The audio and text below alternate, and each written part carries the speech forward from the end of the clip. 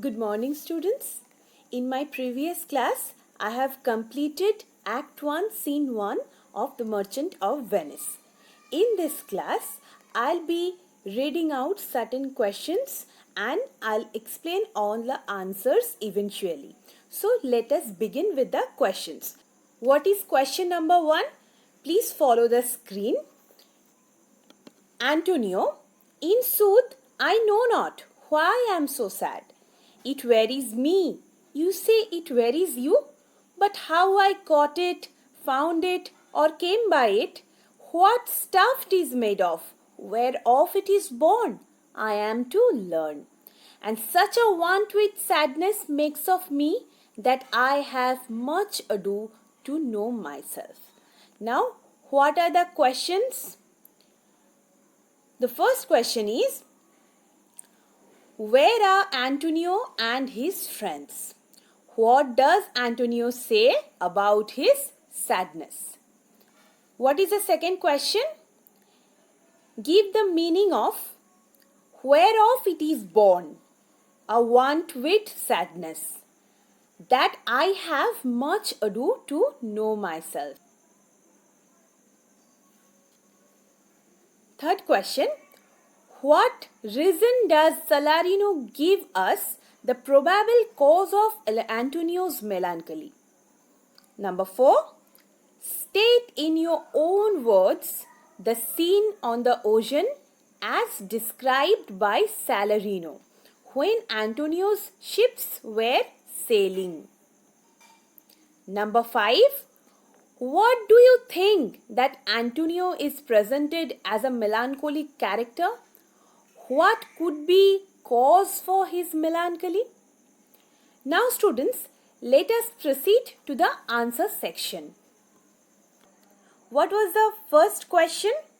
Where are Antonio and his friends? So Antonio and his friends are in a street in Venice. What does Antonio say about his sadness? Antonio says that his sadness makes him depressed and dull. He further says that he is yet to learn about the origin and nature of his sadness. What was the second question? Give the meaning of whereof it is born. Whereof it is born means how it originated. Second, a want with sadness means a dull sadness. That I have much ado to know myself. That I have much difficulty in recognizing myself. What was the third question? What reason does Salarino give as the probable cause of Antonio's melancholy? Salarino tells Antonio that he is sad because his mind is preoccupied with his ships filled with cargo, which are out at sea. What was the fourth question? State in your own words the scene on the ocean as described by Salarino when Antonio's ships were sailing. Salarino compares Antonio's ships sailing on the waves with the great lords and wealthy citizens who look down on lesser men as they walk along the street. He says that compared to smaller ships, Antonio's ships move swiftly on the sea with their canvas sails and look like grand spectacles or pageants of the sea. What was the fifth question? What do you think that Antonio is presented as a melancholic character? What could be cause for his melancholy? Antonio is presented as a melancholic and passive character, mainly for three reasons. Firstly, by portraying Antonio as a whimsical person who is least bothered about the consequences of his actions, justifies his signing the bond agreement. Secondly, Antonio's melancholy creates a tragic atmosphere suitable for the play. Thirdly, Antonio's melancholy creates a sense of mystery for the audience. Now, these are the answers that I have written. It is not mandatory that you have to follow the same. All these answers I have given so that you can frame certain things. You can add your own point of views. Every new answer will be welcomed. But whatever you are writing, keep that in your mind. Everything should have a logic. In literature, you can make your own answer very easily. There is no such watertight compartment that you have to make the answer following this only. But be to the point, and whatever you are writing, try to justify your answer. Now, let us read Salanio's speech, which is followed by certain questions. Believe me, sir, had I such venture forth, the better part of my affections would be with my hopes abroad. I should be still plucking the grass to know where seats the wind, peering in maps for ports and piers and roads, and every object that might make me fear misfortune to my ventures, out of doubt would make me sad. Now, what are the questions? Where would Salanio's attention be if he had business ventures abroad? Why would he be plucking the grass? What else would he be doing in that context? Question number 2. What would make Salanio fear from danger to his ventures? Give 2 examples from the opening scene to show how some objects remind Salarino danger to the ships. Third question. Give the meaning of plucking the grass to know where seats the wind. Question number 4. In spite of the danger to his ships, why is Antonio not worried about his financial security? Number 5. What light does the opening scene throw on the danger that the sea could pose to ships? How does the scene show that Antonio is very confident about his business venture? Now, let us discuss the answers. What was the first question? Where would Salanio's attention be if he had business ventures abroad? Why would he be plucking the grass? What else would he be doing in that context? If Salanio had business ventures abroad, his thoughts would be fixed on the dangers to his ventures and methods of securing them. He would be plucking the blades of grass and casting them in the air to see which way the wind blew, to see if it was blowing in a direction favorable to the course of his ships or not. Further, he would look into maps for harbors, channels, and open road steeds near to the shore, where his ships could anchor in ease of need. What was the second question? What would make Salanio fear some danger to his ventures? Give 2 examples from the opening scene to show how some objects remind Salarino of the danger to the ships. Every thought of Salanio would make him fearful of danger to his business ventures. 2 examples which reminded Salarino of the danger to his ships were: while cooling his soup by blowing on it reminded him of the stormy winds at sea, causing terrible damages to his ships. Second is, the sandy hourglass reminded him of the richly laden vessels wrecked on the sandy shore. The third question, give the meaning of plucking the grass to know where seats the wind. plucking the grass and casting them in the air to see which way the wind blew. Looking into maps for harbors, channels, and even open road steeds near the shore. Number 4. In spite of the danger to his ships, why is Antonio not worried about his financial security? Despite danger to his ships, Antonio is not worried about his financial security because his business is neither dependent on any one ship nor on any single location or commercial transactions of the current year. Number 5.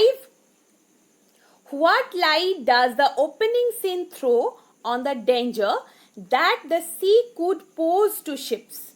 How does the scene show that Antonio is very confident about his business venture?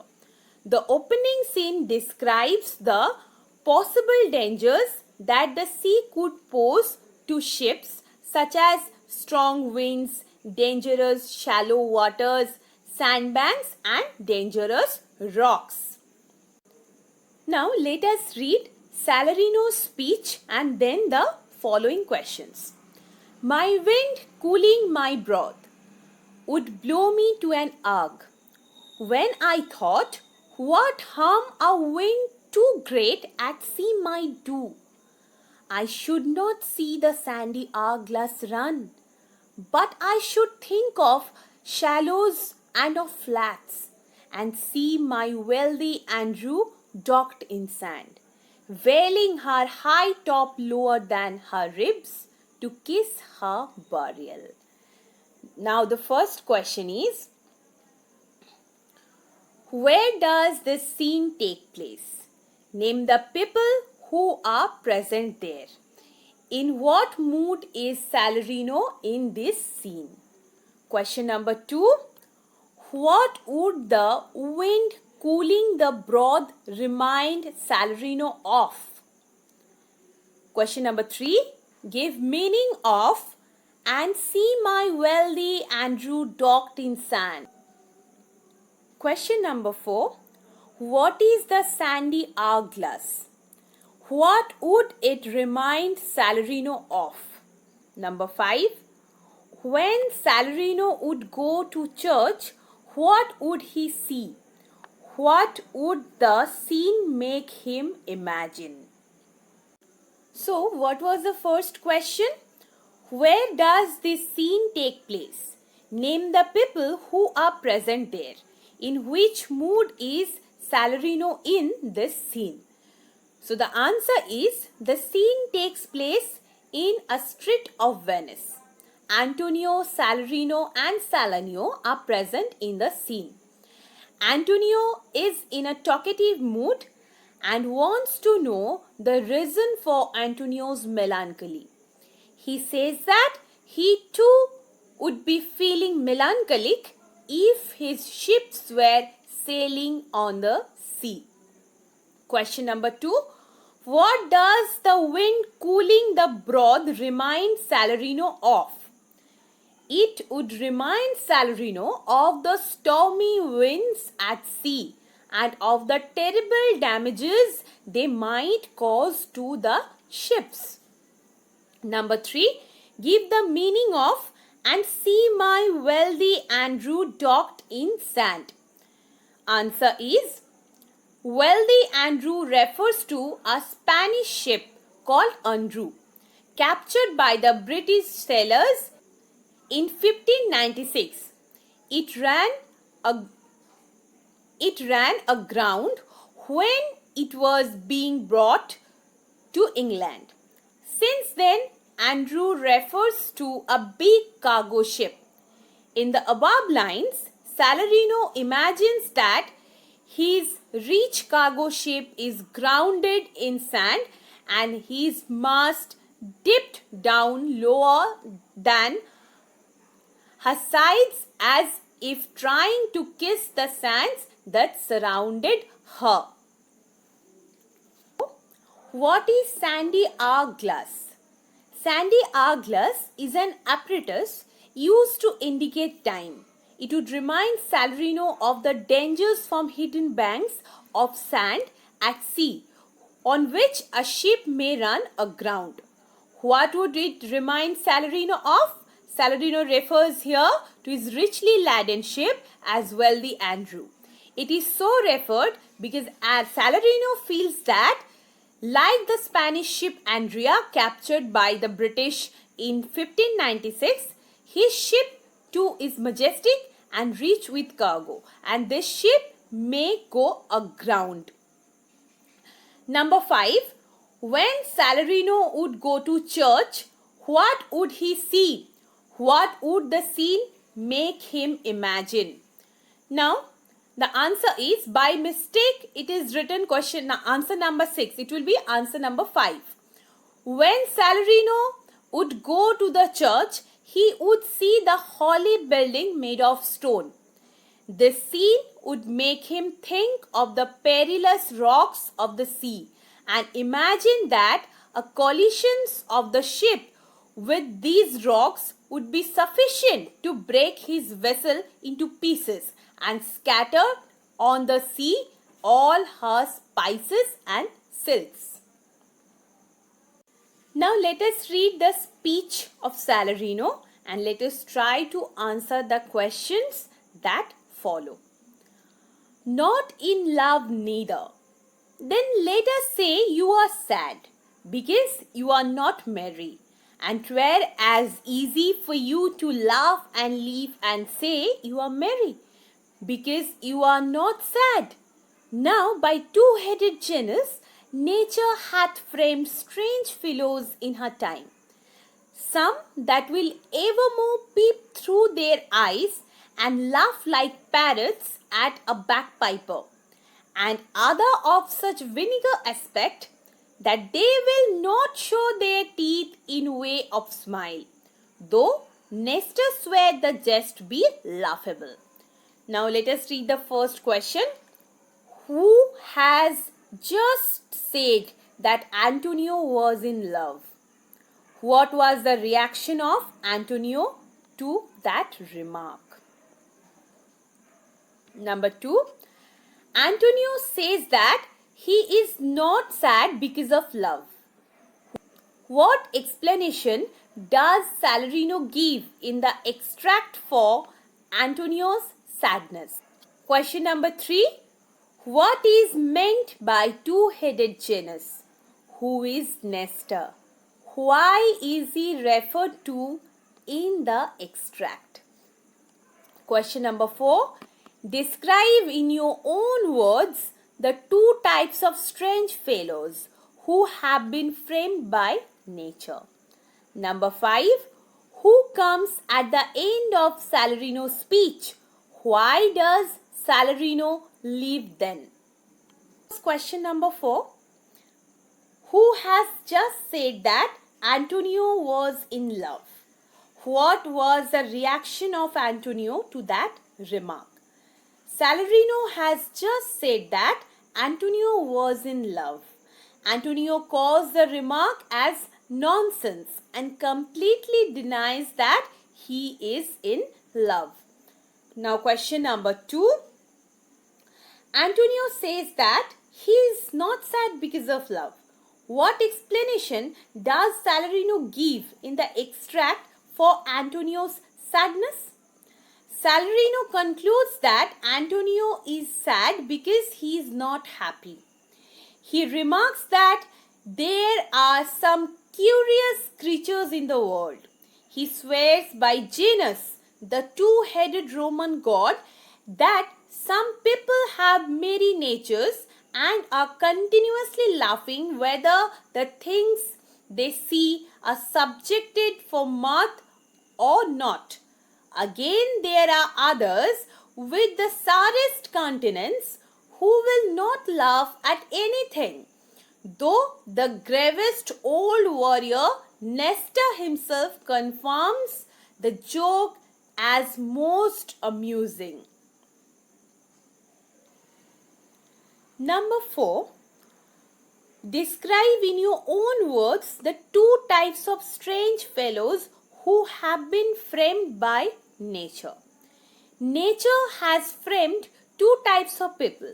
The first type of people have happy natures and often laugh even if the subject of laughter is too trivial. The second type of people are those with serious and grave faces who do not laugh even at the most amusing jokes. Now, question number 5. Students, please ignore the numbers written in Roman, that is 5, 6, 7. These will be omitted because this by mistake these are put here. This 5, 6, 7 would be a continuation of question number 4. So after that we will read 5. So 5, 6, 7 by mistake these are put. So we are continuing the answer of question number 4. Nestor was the king of Pylos. He was one of the greatest generals in the Trojan War. He was famous for his wisdom, justice, knowledge of war and profound gravity. If he laughed, it meant the joke was really funny. He is referred to in this extract to describe the sad and grave people. The second type of people who are grave and serious. Even if wise and grave Nestor certify the joke as funny. A class of people are compared to parrots because they laugh even at a bagpiper as foolishly as a parrot laughs at anything. Now comes question number 5. Who comes at the end of Salanio's speech? Why does Salanio leave then? At the end of Salanio's speech, Bassanio, Gratiano and Lorenzo come. Salarino leaves Antonio. Then, because Antonio's friends Bassanio, Gratiano and Lorenzo have come to give him company. So, after question number 4, I have discussed today. Both the materials are kept there. You please go and download, read thoroughly, then try to answer. This is very important assignment. Do not miss a single one. I'll discuss certain questions which are still left in the next class. So please do read well and till then take care of yourself. We will meet in the next class. Have a good day ahead. Thank you.